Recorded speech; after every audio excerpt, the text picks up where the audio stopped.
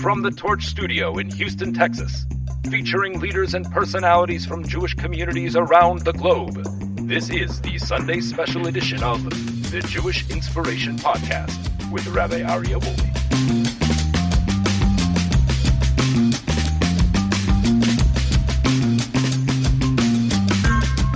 Welcome back, my dear friends, to a very special edition of the Jewish Inspiration Podcast, our Sunday special. We have today a magnificent guest, a dear friend, and a mentor, Rabbi Jeff Wohlgelernter, Rabbi Wogi, as he's known now, living in Israel.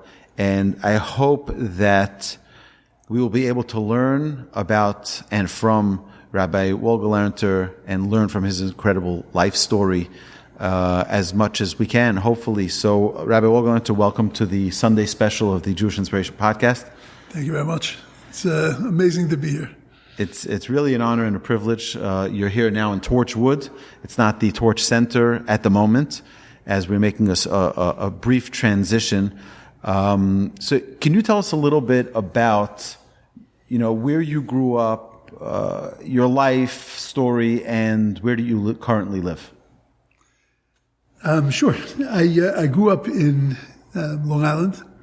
I actually was born in Crown Heights, and then we moved out to the island and went to a day school on the island, and co-ed day school. I guess I could say that. Went to a co-ed day school, and then after high school, I was supposed to go away to Yeshiva in Eretz Yisrael, which wasn't a thing in those days. Now it's in all the Jewish day schools. It's a thing. The majority of a percentage of kids go, and I was supposed to go to Eretz Yisrael 3 days before I chickened out. I just couldn't imagine being away from my parents for such a long period of time. There was no such thing as coming home for Sukkot or for Pesach. You went for a good part of the year. You were lucky if you came back 2 years later. Yeah, absolutely correct. So I chickened out and I decided not to go. So my father said he had learned in Ner Yisrael back in the day, and he had said that maybe you go to Ner Yisrael, because I couldn't get into YU at that point. And Ner Yisrael was where, in Baltimore? In Baltimore, That's right. And the dream was, of course, to get me to Yeshiva University. And I went for a year to Baltimore, and that turned into 6. And then I went after I graduated college, through the yeshiva in Baltimore, I went to Johns Hopkins, and then I decided to go to Eretz Yisrael to learn. And I went to what was then a small yeshiva, what became a larger yeshiva, and a very important yeshiva in the sense that it produced a lot of today's leadership in Torah teaching. It produced that leadership in an incredible way. We studied Which under yeshiva many. is that? It's called Mishkan HaTorah.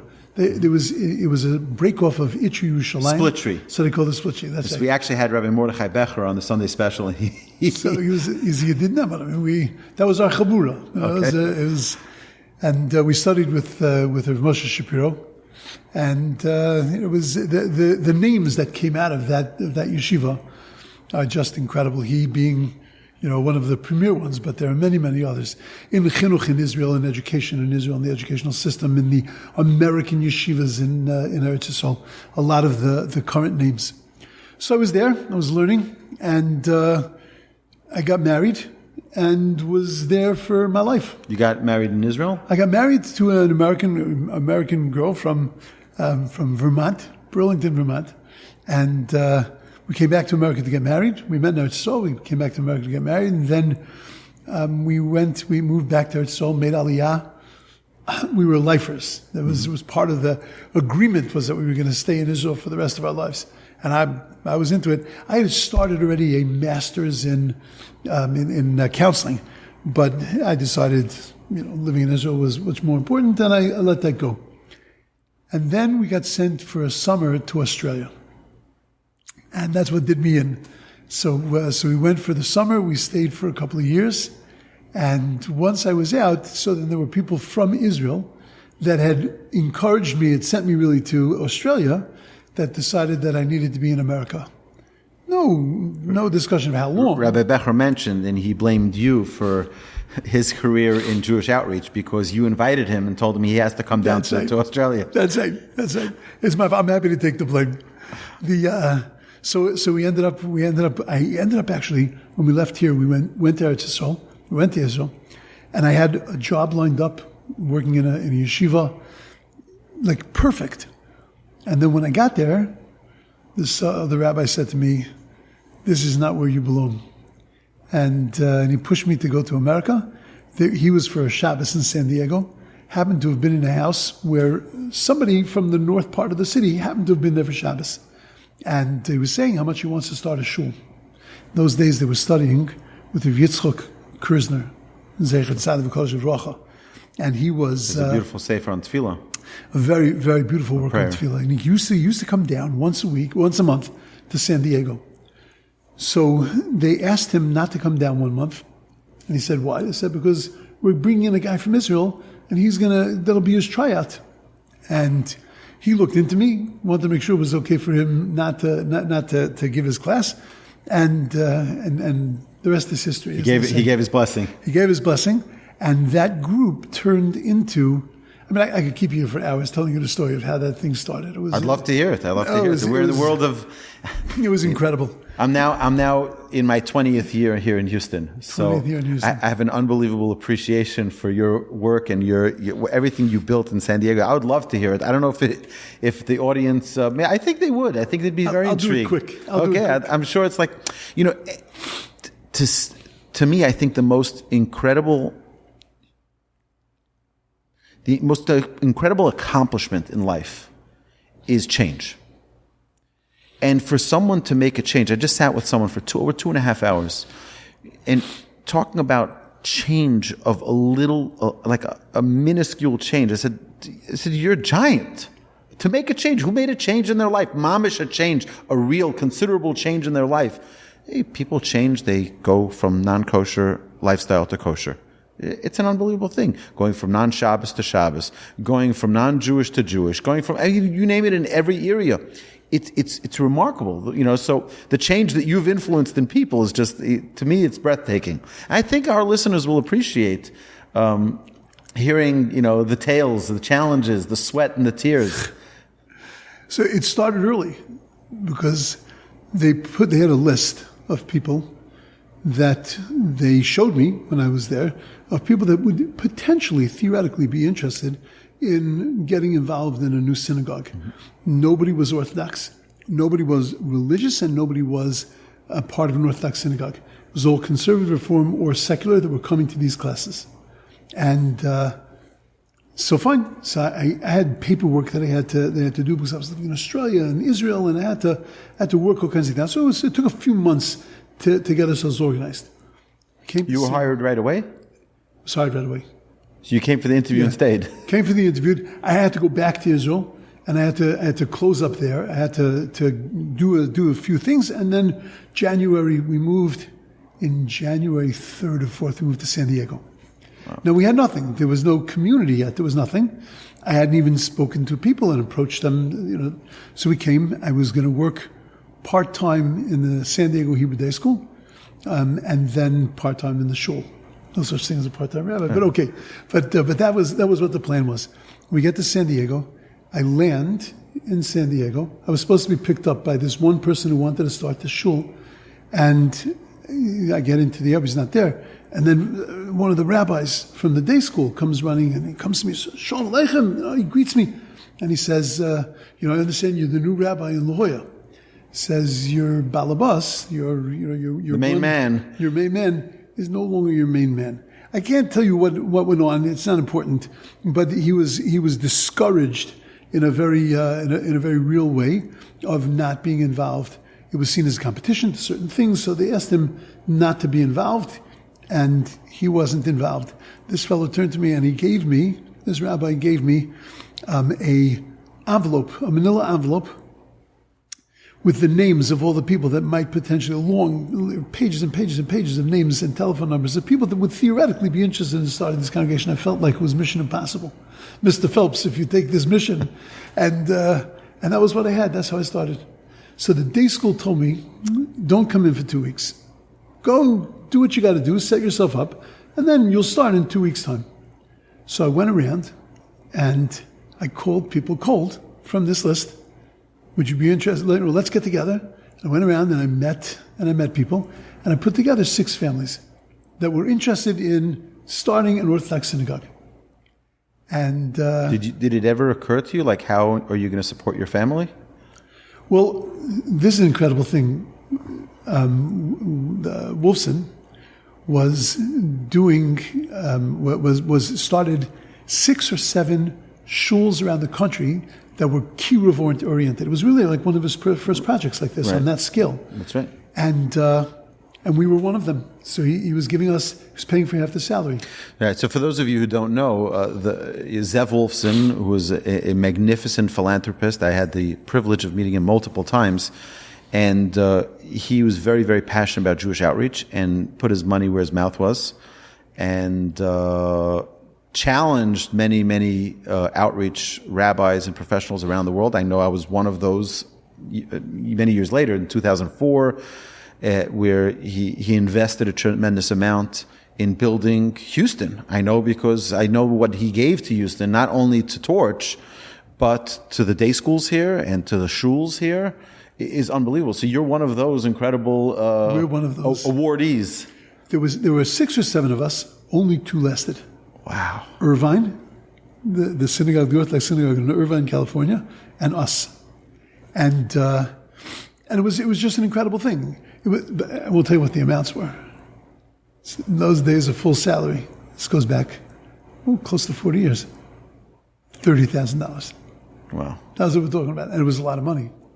So I knew I knew at least for a year I'd be taken care of. And I was teaching in the day school part-time, and I loved teaching. It was like, in other words, it was fine. My kids were little. I didn't have to worry about their education. I didn't have to worry about the fact that there were no Orthodox people. There was no Shomer Shabbos, nobody that kept the Sabbath, nobody that did anything.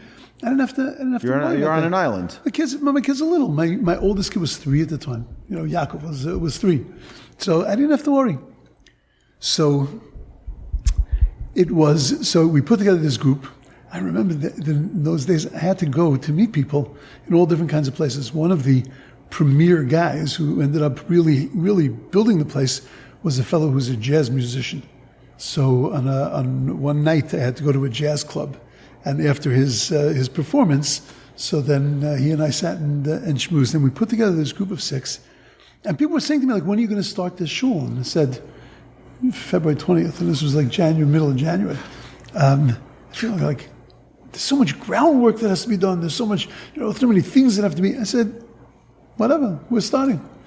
We started the first Shabbos. We had first Friday night, we had 70 people. Wow. But that was because people came from all over the place. They heard a new synagogue. A lot of South Africans came because they heard an Orthodox synagogue. They didn't belong to Orthodox synagogues when they came to America. They went to conservative synagogues, but they were, they were very excited to be part of the potential of an Orthodox synagogue. The first week we had 70, and then from then on we had 1 million. Friday night, Shabbos morning, just 1 million. Okay. And that eventually grew, but it was the whole thing was such an incredible adventure. With this guy who wanted to put it together, eventually came back for a little bit, and got a little bit too Orthodox for him. So he didn't last. So I have 2 questions. First is about the too Orthodox. What does that mean? Because I know to many people, the word Orthodox is a dirty word. It's not a 4-letter word because Orthodox is more letters than 4. But to many people, it's like there's many terrible things in the world and orthodoxy. Right. So can you explain to our listeners, what does it really mean? I always tell people I don't believe in orthodoxy. I don't believe in reform or conservative or reconstructionist. They're just a bunch of labels and it's nonsense. I believe there are 2 types of Jews. There's growing Jews and stagnant Jews. Correct. And everything else is just the labels and right. distraction. But to what they're looking at, can you help give a definition to what? Yeah, we had an incredible policy. We, when you walked into the shul, we were all equal. There weren't people that kept Shabbos, people that didn't keep Shabbos, because there was nobody that walked to shul. So you didn't have Shomer Shabbos. You didn't have the people that were fully observant and those that weren't. But when you walked into that synagogue, the synagogue was fully observant, and that made some people, not many, it made some people a little nervous. And that was the too orthodox. Too orthodox was, I'm not orthodox. What do I have to do all this stuff for? You don't have to do all this stuff inside the shul. This is what we do. Right. But if you don't do it personally, that's not. What happens outside is not our business, right? It's not our business at all. There were no value judgments. There was nothing. And that's why we grew very, very strong, very fast. It was a constant, steady growth. Once we moved into a permanent place, first 6 months we were in an office building. We were in the hotel, only setting up Friday night, Saturday morning. And then Rabbi Naftali Neuberger from Baltimore, a blessed memory, called me just to check in, see how I was doing. So I said, whatever, I told him everything. And he said to me, are you in a permanent place yet? I said, no. He said, you have to go into a permanent place. So he taught me something that in my first year. I said, Rabbi, I don't have any money. Nobody was giving any money yet. Nobody was investing in it on that level. It's all young people. So he said to me, Jeff, he said, he had a very distinct voice. He said, if I waited for money to build things in near Israel and Baltimore, there would be no yeshiva. He says, you can't wait for money. You do what you got to do. The money will come. And that was the principle, really the guiding principle of the show. So if I could just ask you a practical question. Okay, so you find the building that you want, and now what contract, what agreement are you making with $0 to pay for it? So I sat down with my group, and I said, we can't stay here. The reason why we're not growing beyond this number, and the number was amazing. I mean, we had 10 every Shabbos. Never had a Shabbos without a million, which was incredible. Not always the same people. Never had a Shabbos without a million. One Friday night, we're 9. And we're sitting in the hotel in like a conference room. We're 9. We're waiting. We do a couple of Shabbos. We sing. We bring in the Sabbath. It was beautiful. Damar, if you need a million. Wait.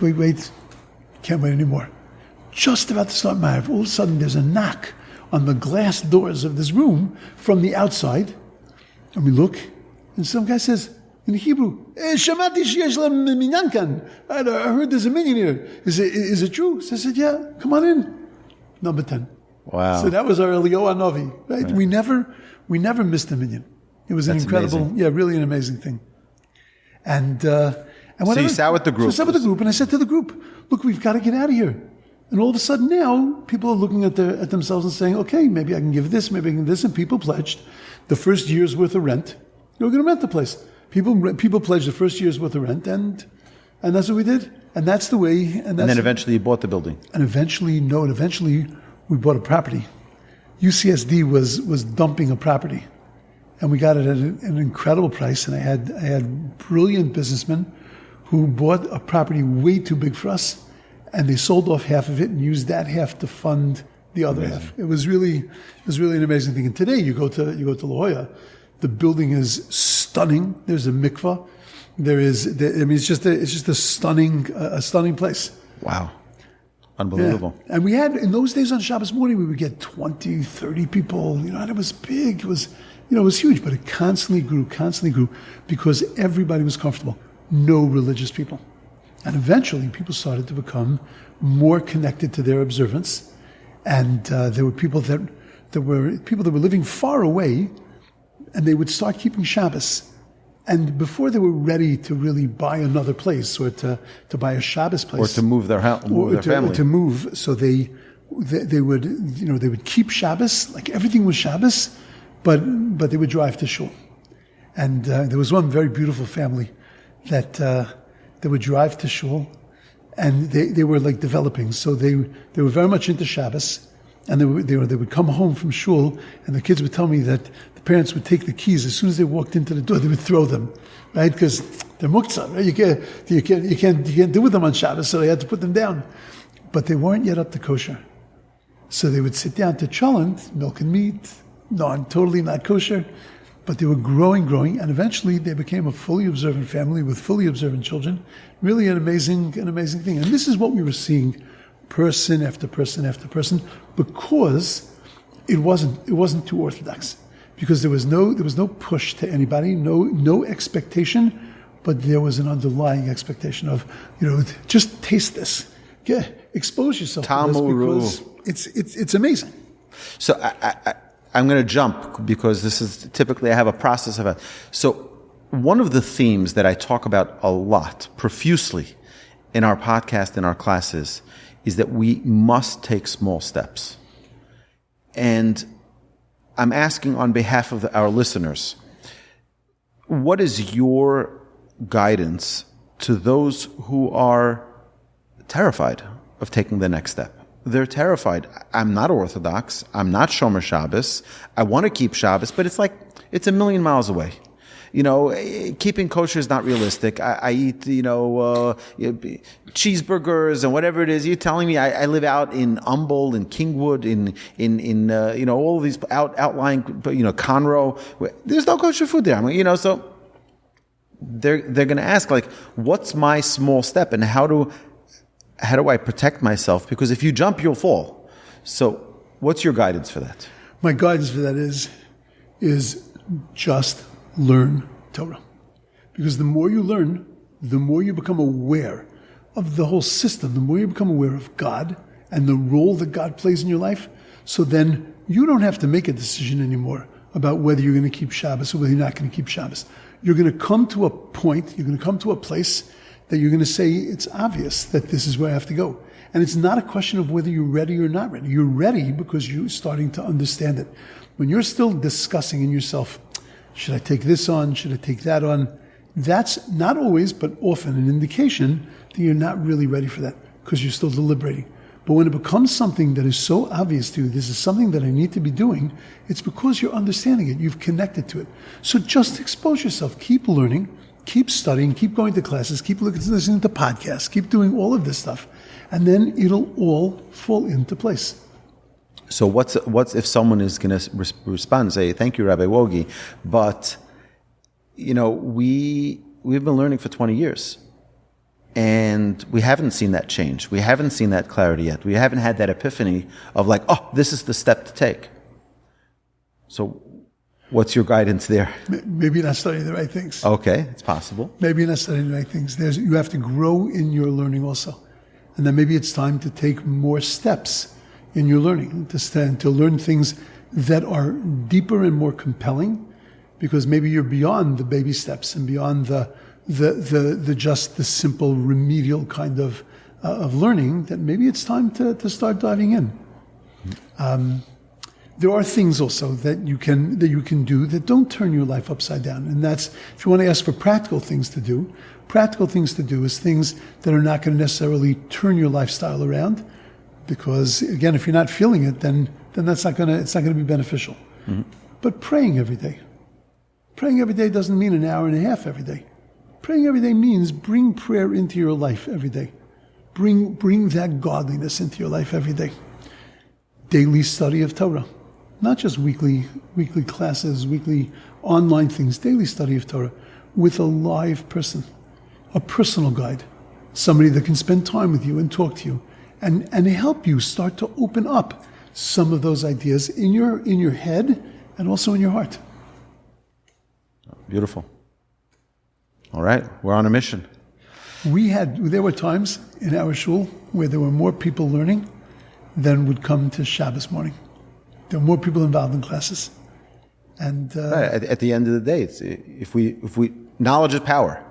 And if you don't have the knowledge, if you don't have the wisdom, then you can't grow. That's right. Yeah. So you were saying about the shul. Oh, I had one other question about the contract you had with your wife about living in Israel.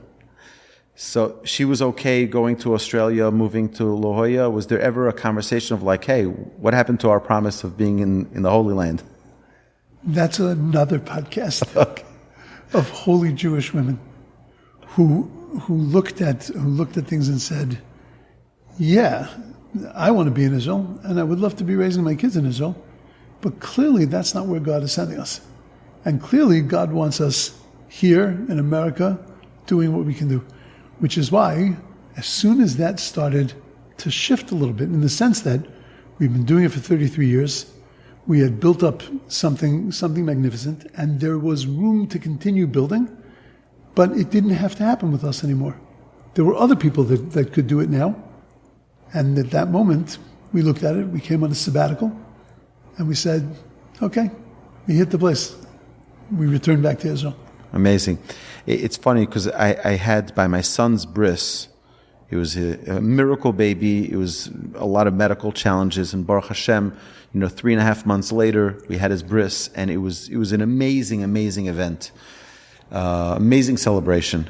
People from far and near came. My siblings came from Israel. It was really special, just for a bris, It was very, very, very unique. And I spoke over there, and I said that, what are we really doing here? We really should all be in Israel, but we have a job to do.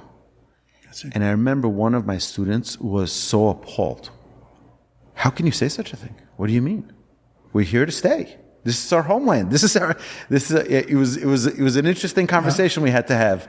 But indeed, our place is to be in the land of Israel. And I agree with you 100%. I'm only here because I have a mission. I'm not here to run a business. I'm not here to make money. I'm here to serve Hashem and to bring His children as close to Him as possible. That's it. So it's not, there's no other... I used to get it the other way, that people would say that, what are you doing here? How do you justify being outside the land of Israel? You call yourself, you're a Zionist, you're a lover of Israel.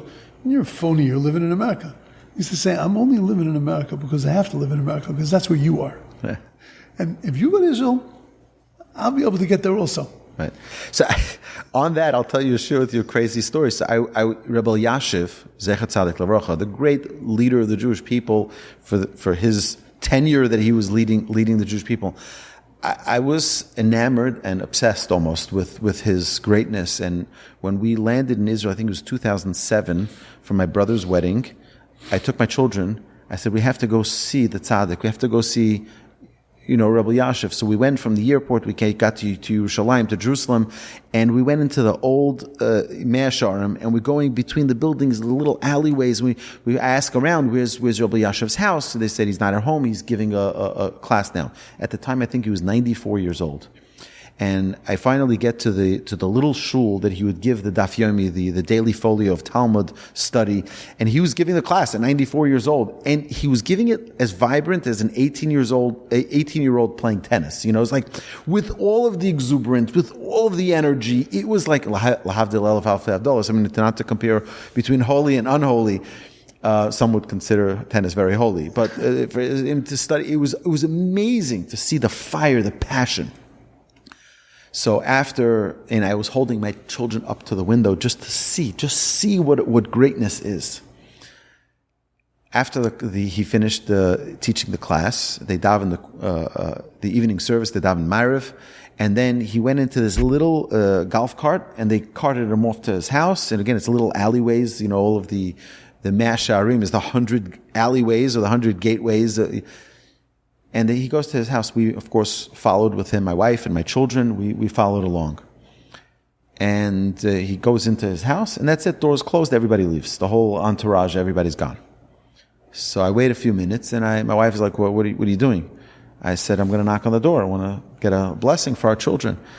So she says, yeah, but we don't have an appointment. I said, okay, we're going to try. So I knock on the door, and the gabbai, the assistant of the rabbi, opens the door. He says, do you have an appointment? I said, no, I don't have an appointment.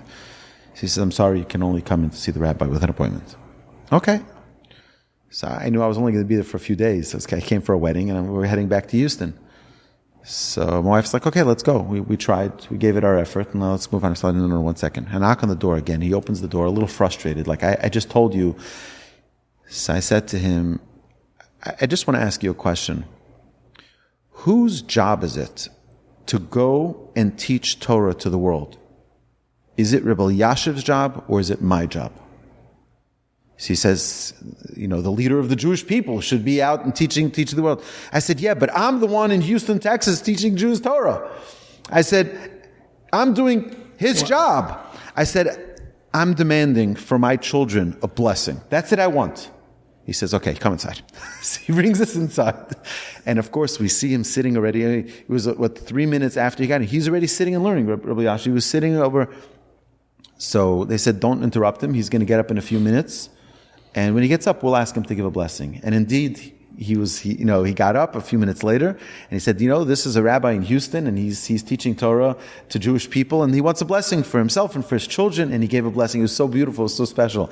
But that was like you're saying, it's like, it's not my job. I mean, it's all of our job. Collectively as Jewish people, we're responsible for one another. And that's why, it's like, if you know Aleph, teach Aleph. The great Reb Noach Weinberg would always say, whatever you know, you teach. So my dear listeners, if you know something, you listen, you're inspired by something, don't say, well, I'm not a rabbi, I'm not ordained, who am I to teach? Everybody can teach, everybody can share. I'm a nobody, and I try to teach whatever I do know. And it's not my job, it's the great rabbis like Rabbi Wohlgelernter here, the Rabbi Yashiv. They should be the ones teaching. Who am I to teach it? And, Baruch Hashem, it really is a blessing that whatever I try to learn, try to understand, I try to share it as well. But what intrigued you into Jewish outreach? You grew up in Long Island. You grew up in I'm sure, just an ordinary Jewish home, Torah observant. But what I always tell people, and there's maybe another podcast, I grew up without God. And when I say I grew up without God, my parents were from people. My father was a yeshiva. He learned in Baltimore. So he learned in a yeshiva, and he was observant. Came from very observant. My grandfather was a Rav. He came from very observant stock. We come from a very long line of Rabbanim. But Judaism in those days, there was no such thing as yeshiva, shaman, and Orthodox. No such thing. It was, I'm not that old, but it didn't, of course it existed in pockets and places, but the average Jew didn't live that way. We weren't modern Orthodox. We were, living in Long Island. That's all. But we saw ourselves as totally observant and religious people. We kept Shabbos, kept Kashrus, totally observant. So what does it mean without God? So without God means that when you would ask a question, so why are we keeping Shabbos?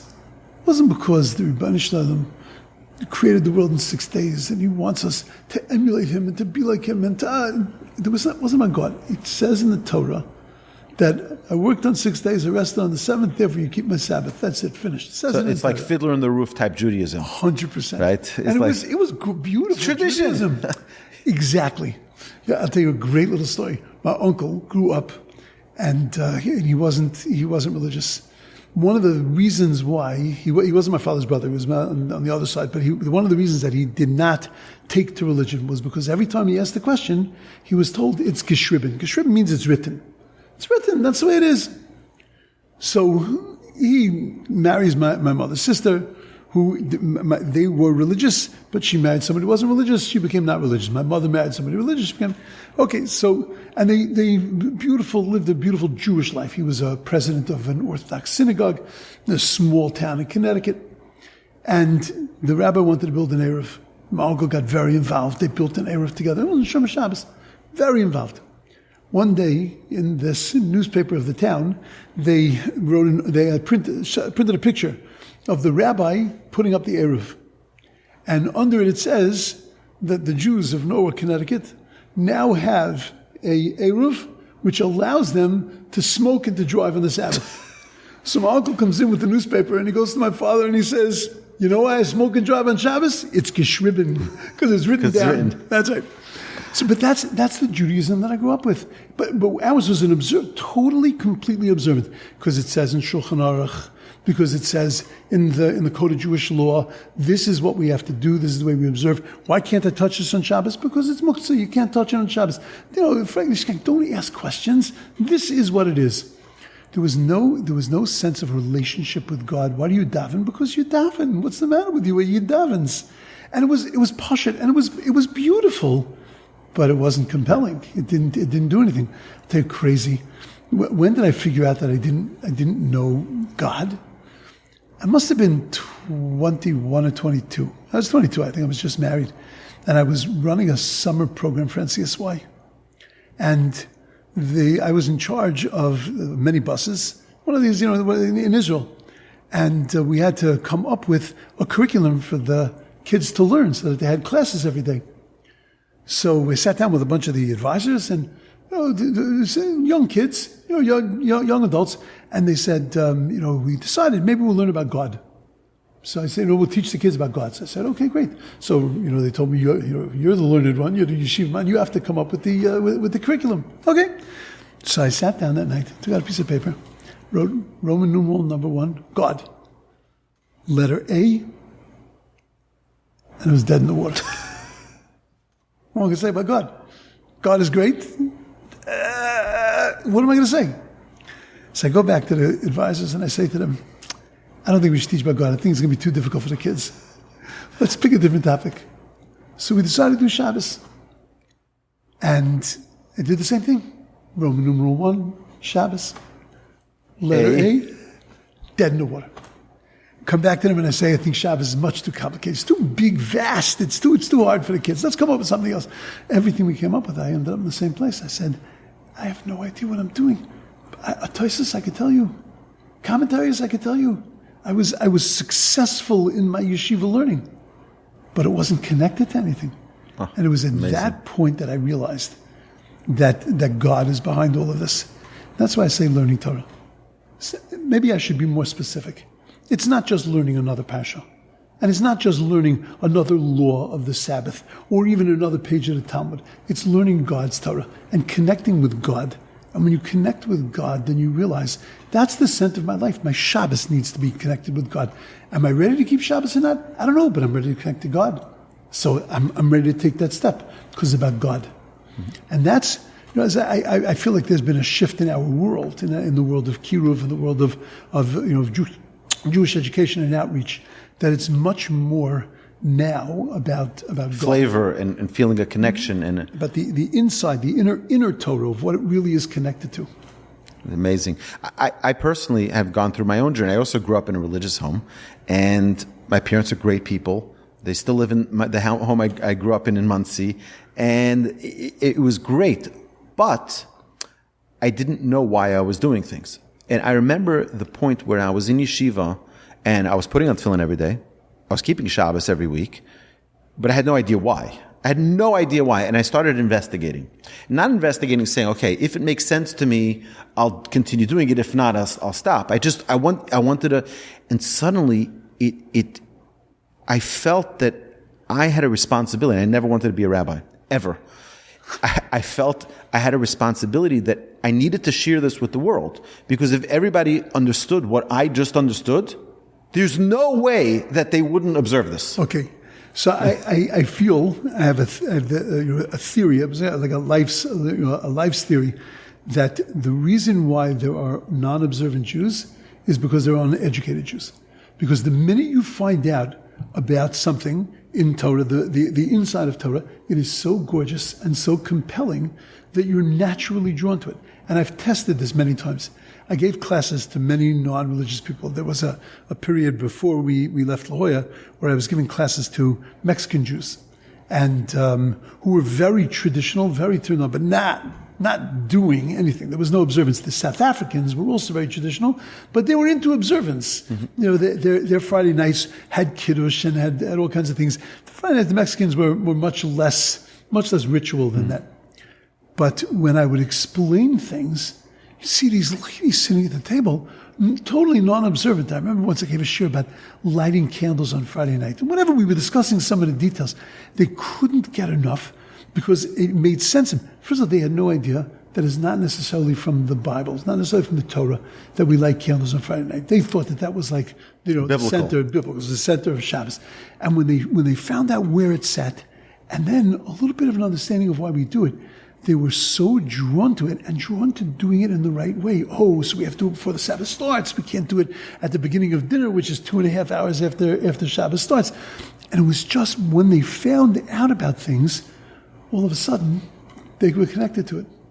So I say this is one of my favorite things. I say this wherever I go. My dear friends, okay, I'm telling you something. The Torah itself tells us in the end of Deuteronomy, Morasha Kehilas Yaakov. The Torah does not belong to the rabbis. The Torah does not belong to the scholars. The Torah belongs to you. It's your Torah. Claim it. Take it. It's yours. Right. Demand. Find a Rabbi Jeff. Find a Rabbi Wolgi. and demand to learn more. Demand it. It's your Torah. It's your heritage. It's your gold mine. Don't say, one day push it off. It's like, it's yours. Right. It doesn't, it's like, it's. Turn it over, because everything is there. And the more you study it, the more beautiful you see that it is. It's not history. It's not just facts, but it's life. And the more you delve into that, then the more compelling, and it drags you to places. So we're in a very interesting generation that we're living in. I mean, I grew up, I remember when my father came home with a fax machine. By the way, my son has no idea what a fax machine is. I asked him, he has no idea what a fax machine is. Stop you for 1 second. You do know that last week, when the beepers exploded, the pagers, yeah, the pagers, and we were going crazy. If you were under 25, you were saying, "What's a pager?" It's a pager. That's right. No That's right. I remember when my father got a pager. It was the coolest thing in the world. Right. It was amazing. Right. First, it was just the numbers, and then you can write a paragraph. It was an amazing thing. You'd call a service, and it was mamish. We all tested it. We had to. I remember it was absolutely exceptional. But what is something that you wish you could bring back from your childhood? Something that you would love to see, because Baruch Hashem, we just celebrated your grandson's bar mitzvah. It's an amazing new generation. I know that his bar mitzvah was a little bit different than your bar mitzvah was, definitely, different than my bar mitzvah was. But it's like, what from your childhood, if there was something that you could bring back, what would you want to bring back? Which will take us on to a whole nother podcast. It's not necessarily bring back, but bring back life without cell phones, because I think that cell phones has changed the game, and anything that we want to accomplish has become much more complicated with technology, because it's distracting. I'm not worried about all the stuff, the schmutz, the thing. That's not my issue, but that it's distracting. And that it's an alternative in the sense that it gives us a little bit of enjoyment / meaning, and therefore makes it more difficult for us to explore, to be inquisitive, to look into Judaism, because we're happy. We have enough stuff to keep us busy. Right. I find that our attendance in the Jewish outreach world completely dropped once there was iPhones. 100%. It is like it's not even close. It used to be that people wanted to socialize, so people socialized in person. That's the only, there was no, hey, you can have a date on the phone. But that wasn't the traditional way. People had to go out to actually meet people. Today, everything is on an app. It's on a phone. Why should I meet them? I can just talk to them. People are home working, working from home. And it's like, it's a different planet. And we see the difference with people's attendance to our classes. We also see the difference that people are listening much more to classes online. But with what you're saying, look, Hashem, Rabbi Wohlgelernter, we're not living on an island. We're not, in the 18th century. We're 21st century. The Almighty gave us technology. Shouldn't we use it? 100%. Shouldn't we? 100%. I'm not advocating that we don't. You asked me where I would like to get back to. I want to ask this question to your listeners. Sunday morning? Yeah, Sunday morning. How many of you are doing dishes? How many of you are doing the laundry right now while you're listening? How many of you are jogging? How many of you, which one of you, is sitting and watching and listening and writing notes? I know your name. Nobody's doing that. Right. So you're right. There's many more people that are listening. There's Daf Yomi online. Wow, it's amazing. How many people are sitting without a Talmud, without a book in front of them, and just listening, and just listening, which is, hey, it's amazing, but at the end of the day, it's getting in our way. Right. So you're saying it's a quantitative benefit, but a qualitative loss. That's correct. You're going to enjoy this, and if you're really holy, you're going to say to yourself, I want to listen again.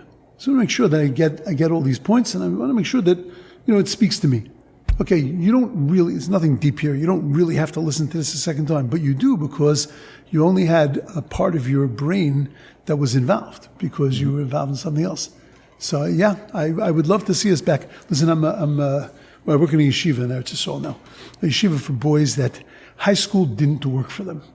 They didn't have, all went to, many went to Jewish schools, not all of them. Some of them got thrown out of Jewish schools. Almost all of them were brought up religious. And it just it didn't grab. It didn't go in. And it's going to be a hard year to go in now also because of the phones. The thing in a lot of schools, in a lot of things you hear about the phones, they say, it's so terrible what's going on with the phones, and then they make rules in schools. They say if you bring a phone, you're going to get thrown out. We're going to take it away. It's not the way to do it. The way to do it is to try to explain to people and to make them understand what life was like when you didn't have a cell phone. When you could go to a simcha and you could concentrate on the simcha, concentrate on the bar mitzvah, concentrate on the wedding, and you didn't have to every 5 minutes sit there and bring yourself out of the picture. Take yourself out of that world and disconnect. Because the minute that you turn that phone on, you're now in a different world. So my job is not to tell you that you're going to get thrown out of the yeshiva if you're not, if you take out your phone. It's not my job. My job is to tell you why you're wasting your time, why you're wasting your life. Why are you disconnecting? Completely.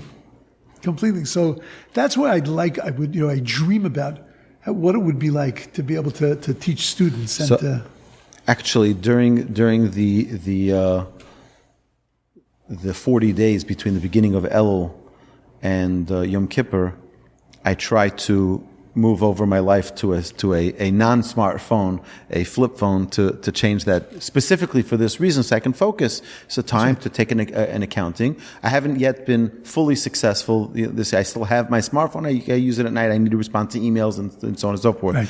But I totally agree with it. And as a parent of 8 children, I can tell you that my older 4 all have phones, and Baruch Hashem, it's balanced.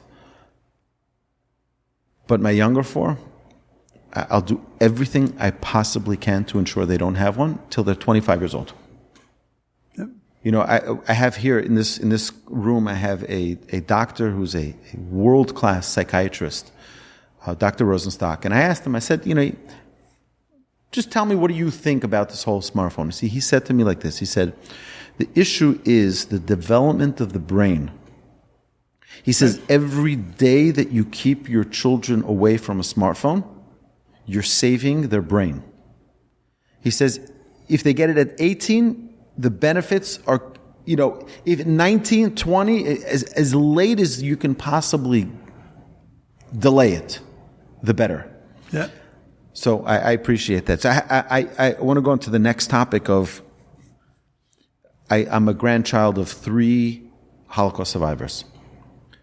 And a little bit I'm obsessed with the Holocaust because I feel that there's so much that as a people we need to learn from the Holocaust, that we need to grow from it. And disappointed that it's almost not in the vocabulary of the Jews of 2024. The only way we've heard it recently is because they say that, what happened October 7th is the worst calamity since the Holocaust. But really, I don't find that our children know enough about the Holocaust. I don't know if your parents were survivors? No. They were not survivors.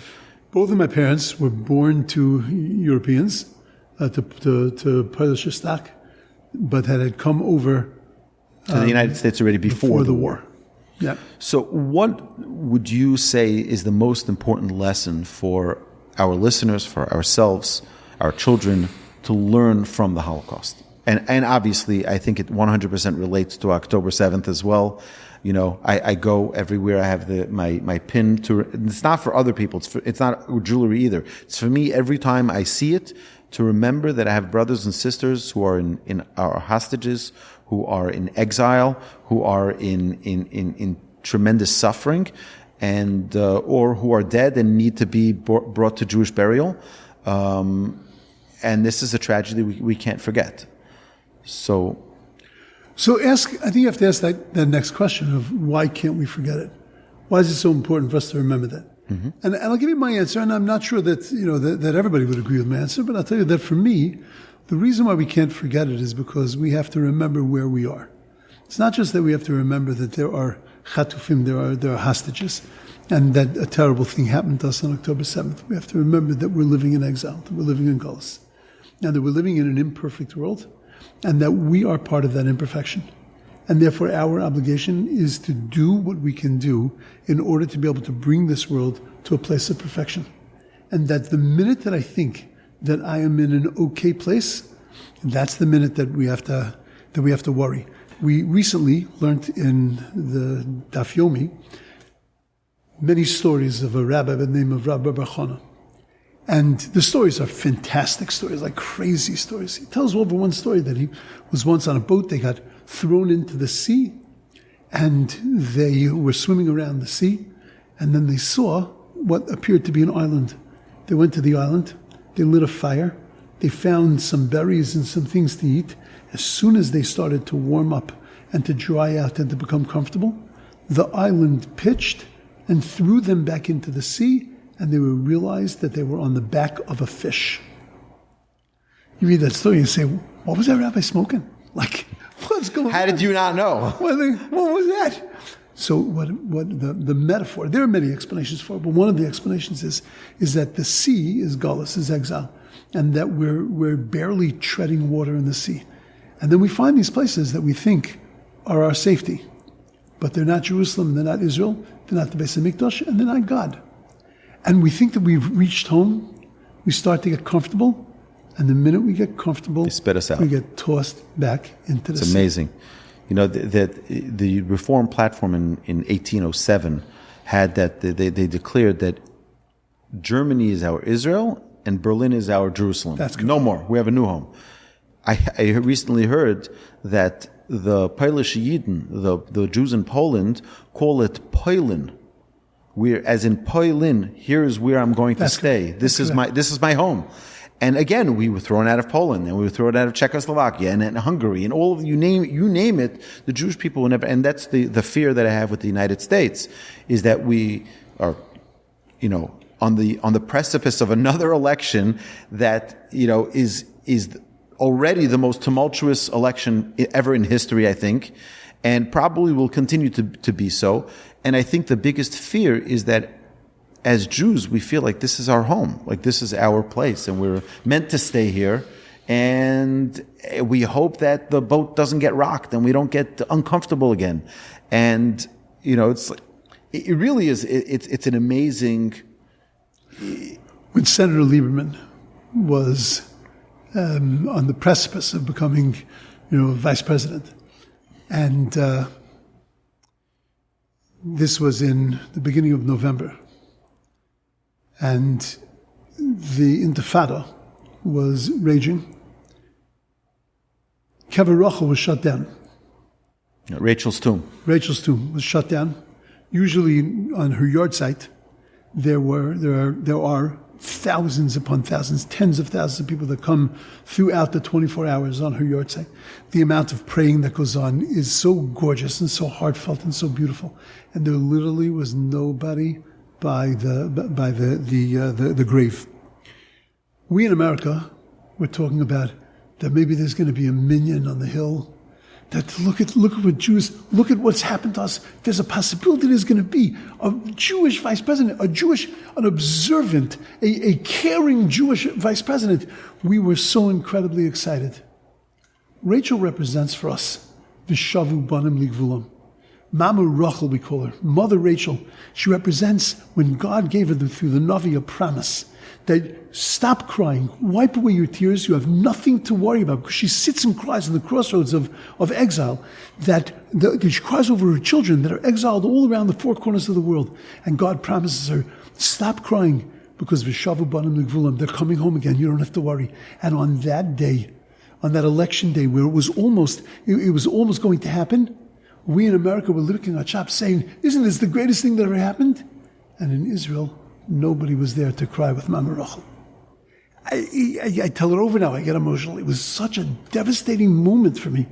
And that's what made me realize that we have to remember that we are in Galus. It doesn't mean we walk around depressed, and it doesn't mean we walk around like a victim, exile. We are not in the perfect place. We're not in the perfect place. Exile is not a geographic location. It is a state of existence. We are not in a perfect place in America. We are not in a perfect place in France. We are not in a perfect place in Israel. Without the Beis Hamikdash, without the temple, without God resting in his place and we resting in ours, we are impaired. It's why at the greatest moment of joy, by a wedding, we take a moment to remember and to remind ourselves by breaking the glass that we are not yet home. And that's, for me, the message of the Holocaust. I've taken many groups to Poland. I take my boys from the yeshiva to Poland. And I think that it's critical for us to understand that this is part of a continuum. It's the most shocking event that's happened to us on that continuum, but it's part of a continuum. It's not a standalone, which is why I have a hard time getting a little political, but I have a hard time with Holocaust Memorial Day. Because of taking it out of where it belongs, which is in exile, which is Tisha B'Av, to take it out is saying that it's a new event. It's not a new event. It's just another event along the continuum. And this is not since the Holocaust, October 7th. This is the next step that we're going through. And that we're sitting in a war now, and that we're sitting in a time where there are tens of thousands of people that are not in their homes, and that are all northern Israel, exiled in Israel, is a reminder to us that we live in exile. Wow. Jacob has a dream, and Jacob sees an angel going up and coming down. Jacob sees a second angel going up and coming down. And he sees a third angel going up and coming down. And then he sees a fourth angel going up and going up and going up and doesn't come down. And Jacob panics because he realizes that these are the four exiles that the Jewish people are going to go through. The one ended, the second ended, the third ended. The fourth one seems to be going on forever. And Jacob is taught that the reason why he doesn't come down is because you have to bring him down. That you, through your actions and through what you do, have to set a world, set a stage that it becomes axiomatic that the exile is going to end and that the redemption is going to happen. That's what we need to remember. It's in our hands now. And those tools are bringing God's presence into the world, the consciousness into our lives. That's right. And I don't have to worry about bringing him into your life. I got to worry about bringing him into mine. So when I'm teaching Torah, I'm not really there thinking that I'm bringing God into your life. I'm bringing God into mine. And you know what? When God's in my life, he's going to be in your life also. I literally just said this in a speech on Sunday. I said, I'm being very selfish here. I said, I'll be honest with you. You think I'm teaching you something for you to learn. You're mistaken. It's for me to learn, right. And I'm sharing it with you. But it's like, I pick, the truth is most of my classes, I pick the topics that I want to learn. I feel, areas that I'm weak in and areas that I need to investigate or grow in. That's what I pick. It's very selfish. So that's right. Amazing. Now, I believe that the cornerstone of Jewish life is Shabbos. What would you say to our listeners? Why should they even consider keeping Shabbos? What's your sales pitch, if there was any? I mean, Hashem is the salesman here. What would you say? Like, why in the world should someone even consider observing Shabbos? I'm very comfortable in my life. I do my shopping. I get my cleaners done. Then I pick up. I go to the movies. I like to go to the beach. Like, what's your sales pitch on Shabbos? Okay, so if I'm gonna sell Shabbos, and I'm gonna tell you that it's all about observing Shabbos and it's all about keeping the laws of Shabbos, then I'm not gonna make a sale, and I'm gonna be a dismal failure. But if I tell you that Shabbos is all about recognizing God as creator, I won't tell you a thing about what you can do and you can't do on Shabbos. I won't tell you about not writing and not driving and not smoking, I won't tell you a thing about that. But I will tell you that it's all about recognizing in your life that God created this world. And how do you recognize that God created the world? Stop creating. Stop creating. Because you can't see him as creator if you're also involved in creation. And therefore God himself came to us and said to us, lay down those things that show your mastery of the world.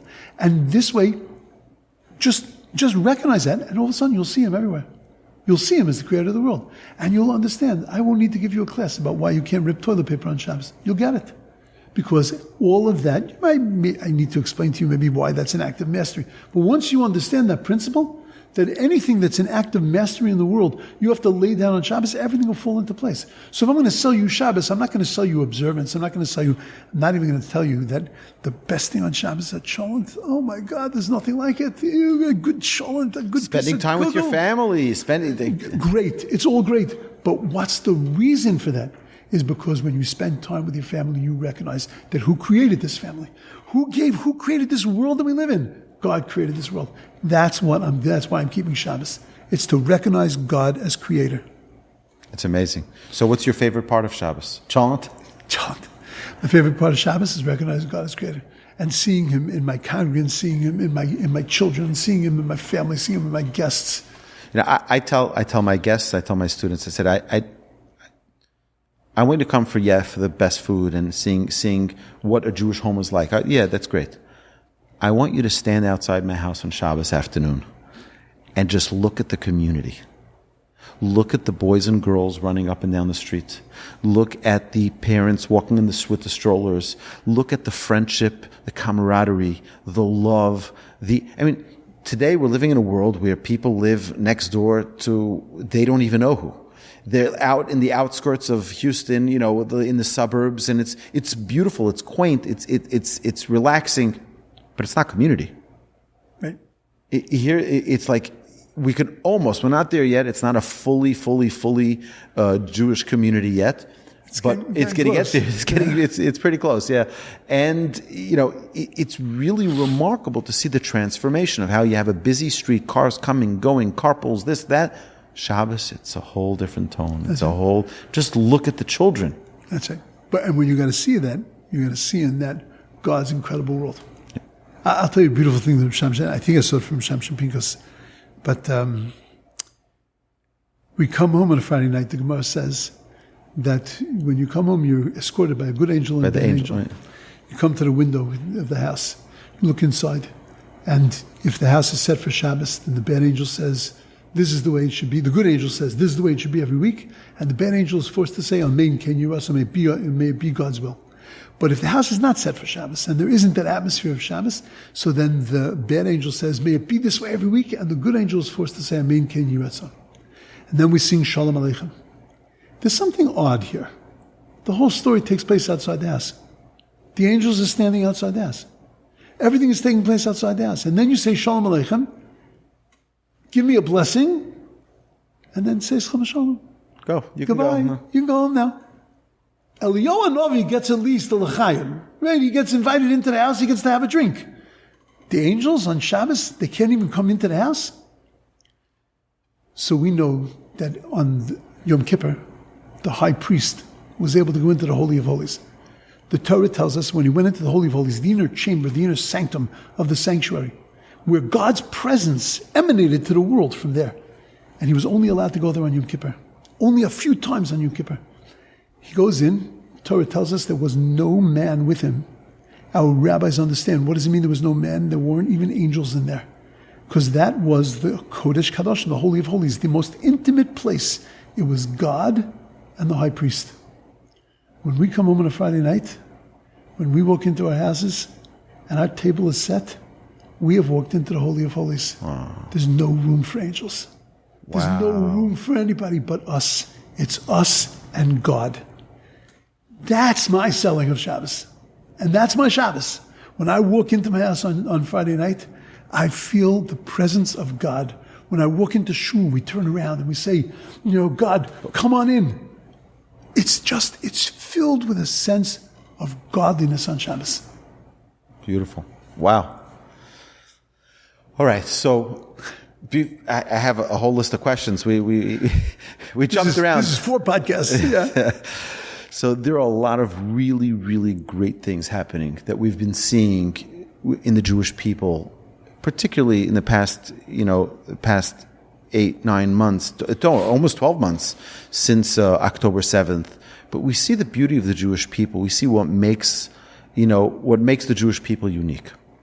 What makes you most proud to be Jewish? So first of all, I'll tell you that you have to explore when you say amazing things that we've seen. What is it that we've seen? We've seen kindness. We've seen Jews reaching out to Jews. I'm living it every day. The amount of kindness that goes on is unprecedented. It's really outstanding.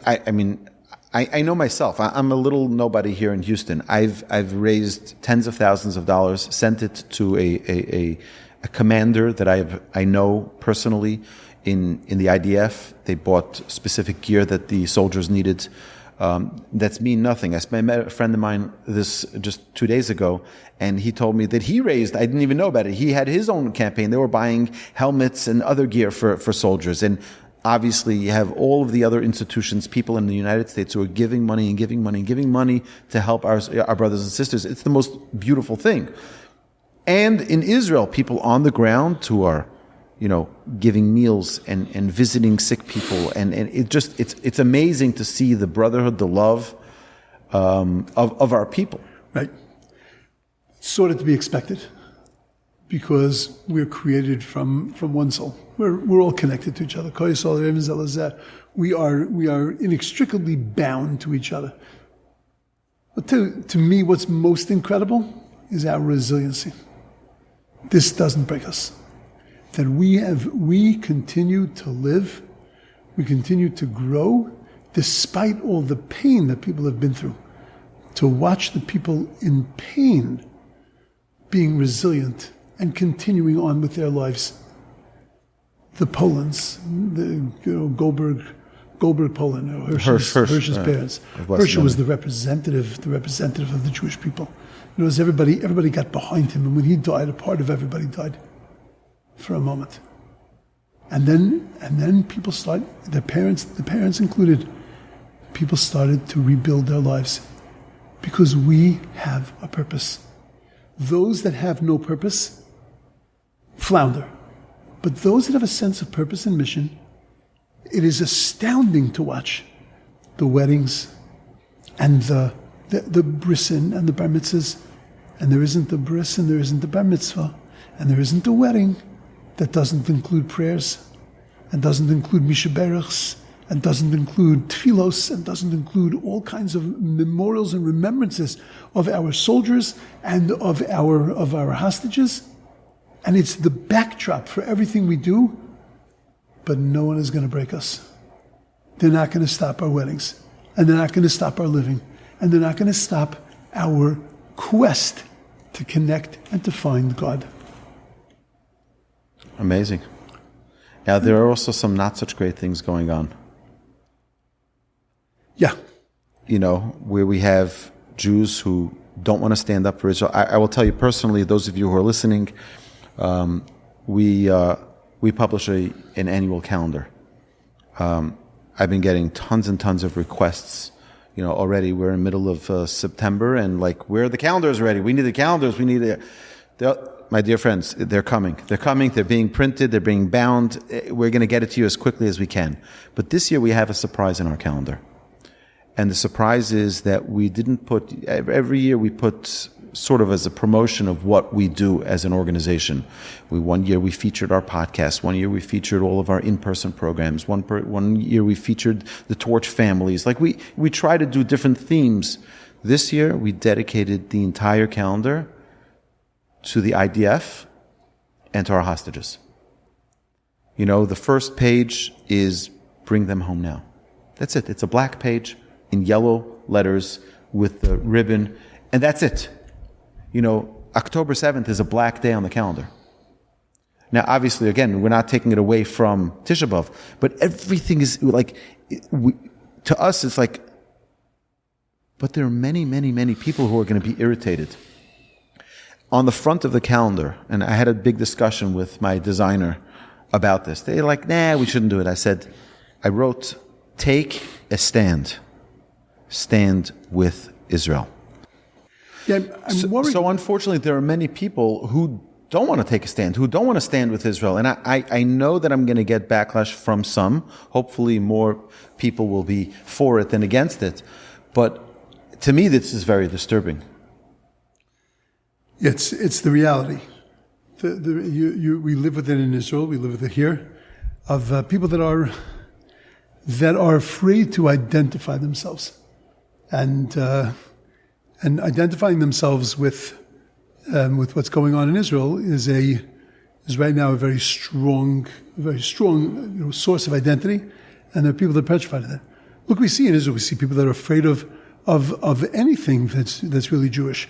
In Tel Aviv, they make the rules they can't have public prayer. And this is what started us right before. I remember. Last year was terrible. Last Yom Kippur. Yeah, it's the way I feel is there's nothing we can do, nothing real, tangible that we can do to change people's minds.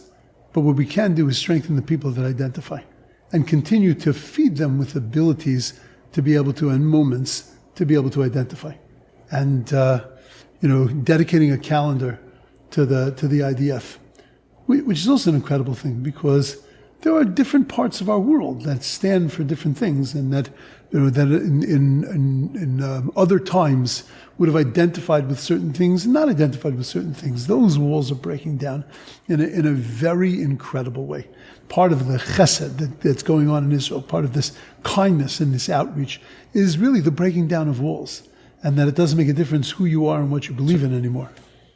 It's like your shul. It's like inside it's a sanctuary where everyone is accepted and everyone's equal. That's right. Yeah. All right. So just any closing words, Rabbi Wohlgelernter? This has been fantastic. I love every second. I can do another 5 episodes. I'll be happy to if you have time. I know you're catching a flight back to Israel. Yeah, hopefully. That's a whole nother story. I'm sorry to disturb. We also see the world and where they stand. Happy birthday. We finally woke up, and we're not living in fantasy land anymore. Oh no! Right, the UN just passed a resolution with over 200 votes against Jews being in Jerusalem, in Old City Jerusalem. I mean, it's correct.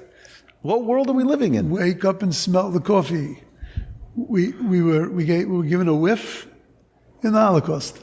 We were given a whiff in the Spanish Inquisition. We've been given a whiff all along.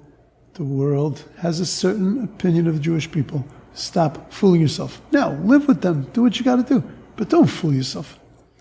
And I think that's a very profound message that we have to have. I am here living in hostile territory. And even though America was a Medina Shel Chesed for a very long time, a country of kindness. Country of kindness. What it did for the Jewish people, with all what it didn't do for the Jewish people, but what it did for the Jewish people was incredible. At the end of the day, I believe that's ended. Now, what does that mean practically? All it means is be realistic. Stop trusting. Stop trusting. Right. So, where can our listeners find you online? You have a website. You have a podcast. I'm on YouTube. Just type in Rabbi Wohlgelernter, and you get to my YouTube site. You can join. I'll share the link in our description. Okay, you can join that. I have a WhatsApp group called Torah, where I put out, once a week, I put out something on the parasha, usually 10, 12 minutes on the parasha, just something uplifting, a little bit focusing. And then when it comes to holidays, I put things on also. And if things happen in the world, then I end up speaking. I do have classes online on the YouTube channel. I put up, I'm right now giving a class in Joshua, in the book of Joshua. So I do put up those classes. To me, if parting words is just keep yourself open and learning and experiencing. Any opportunity you have to experience something Jewish, and especially to experience something godly and something Torah-oriented, grab the opportunity. Because some window is going to open some epiphany, right? Some moment is going to happen that is going to touch you so deeply and going to send you in an incredible trajectory. Amen. All right, thank you so much. It's my pleasure. Yeah. My pleasure. It's an honor to be here. I was always the president of the Rabbi Wogi fan club, and I've for many years I've looked up to you as a person who's accomplishing incredible things for Klal Yisrael. So I just give you a bracha that you should continue to be able to do this, and to with feedback, without feedback, it doesn't make a difference.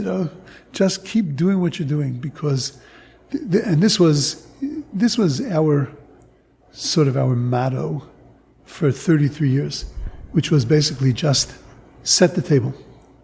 Set the table. Make a beautiful presentation, a beautiful table. They want to eat, they'll eat. They don't want to eat, maybe they won't.